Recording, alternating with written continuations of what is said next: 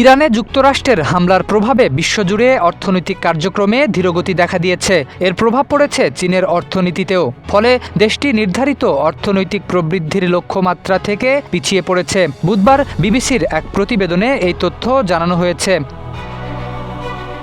প্রতিবেদনে বলা হয়েছে, এপ্রিলের শুরু থেকে জুনের শেষ পর্যন্ত চীনের অর্থনৈতিক প্রবৃদ্ধি উল্লেখযোগ্যভাবে কমে গেছে।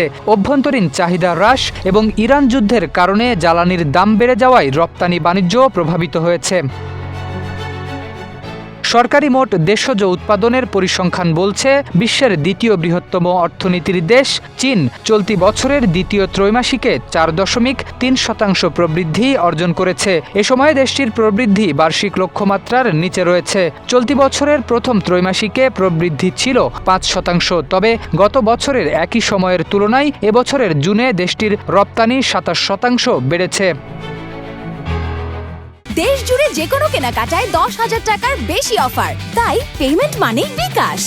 মার্চ মাসে চীন অর্থনৈতিক প্রবৃদ্ধির লক্ষ্যমাত্রা কমিয়ে 4.5 থেকে 5% মধ্যে নির্ধারণ করেছে। এটি 1991 সালের পর দেশটির সর্বনিম্ন অর্থনৈতিক প্রবৃদ্ধির লক্ষ্যমাত্রা। বুধবার প্রকাশিত পৃথক তথ্যে বেইজিংয়ের অভ্যন্তরীণ অর্থনৈতিক চ্যালেঞ্জগুলো উঠে এসেছে। এতে আবাসন বাজারের দীর্ঘস্থায়ী মন্দা এবং দুর্বল ভোক্তা ব্যয়ের বিষয়টি উল্লেখ করা হয়েছে। বিনিয়োগ প্ল্যাটফর্ম আইজের বাজার বিশ্লেষক ফ্যাবিয়ান ইপ বিবিসিকে বলেন, চীনের ব্যবসা প্রতিষ্ঠানগুলো জ্বালানি ও কাঁচামালের উচ্চ চাপের চাপ সামলাতে হিমশিম খাচ্ছে। কারণ বাজারে চাহিদা এতটাই কমে গেছে যে উৎপাদন ব্যয়ের বাড়তি চাপ ক্রেতারা পুরোপুরি সামাল দিতে পারছেন না। তিনি বলেন, ইরান যুদ্ধ যত দীর্ঘায়িত হবে পরিস্থিতি সামাল দেওয়া তত কঠিন হয়ে উঠবে।